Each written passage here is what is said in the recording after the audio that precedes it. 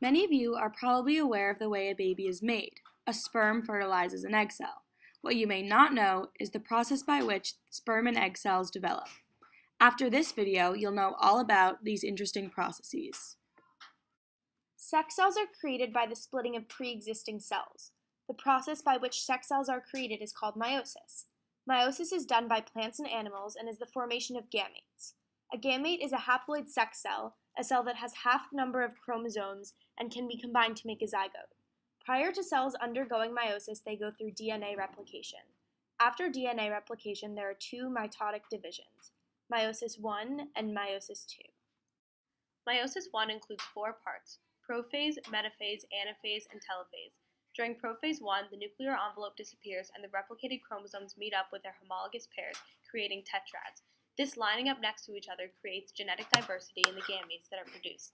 In this stage, crossing over, the switching of alike genes in the homologous chromosomes occurs so that two sister chromatids express different alleles. After these chromatids are joined, they go to the cytoplasm. Metaphase I is when the spindle fibers develop at the end of each cell and the chromatids begin to line up in the center of each cell. Anaphase I is when the spindle fibers connect to the chromatids and split apart into two chromosomes. During telophase I, another nuclear envelope develops, and cytokinesis, the distributing of the cytoplasm, occurs, and the new cell splits into two. Meiosis II is similar to mitosis in that it is the splitting of replicated DNA. It begins with two cells.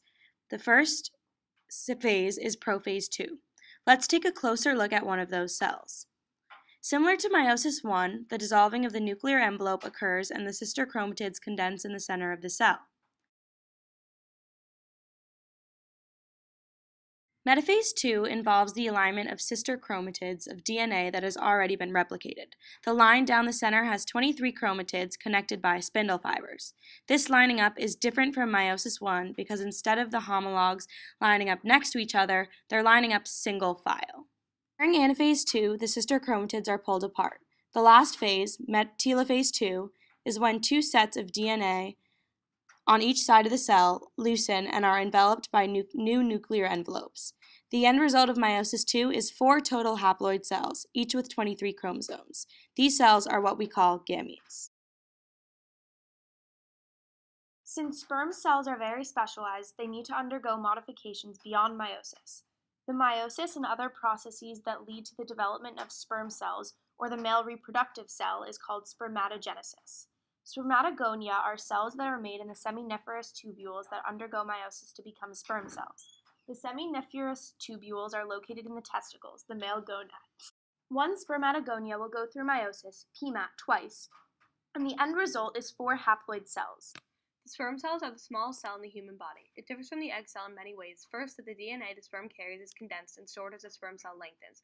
Once the DNA has been stored in the sperm's nucleus, the nucleus is enveloped by the Golgi apparatus.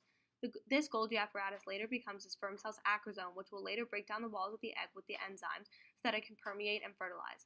The sperm's flagella, commonly referred to as a tail, then begins to develop.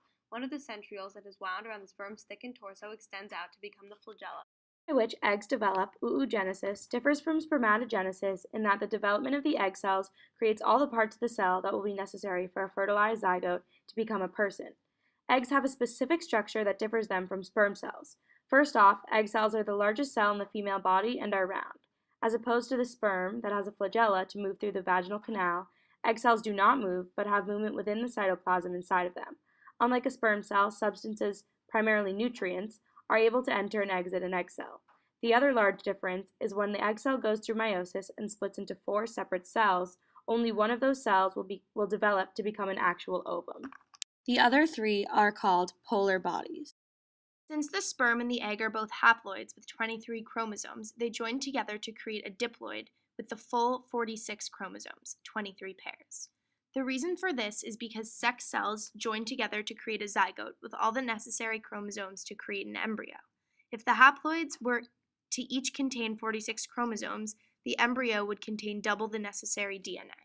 Now you know about sperm and egg cells and how they work today. However, sex cells were not always the way that we have taught them. Scientists have come to the conclusion that humans and animals have evolved from single-cell organisms at one point in time. These organisms reproduced asexually, meaning that they had the ability to reproduce by themselves without male or female parts. Congratulations! Now you know all about meiosis and the formation of sex cells.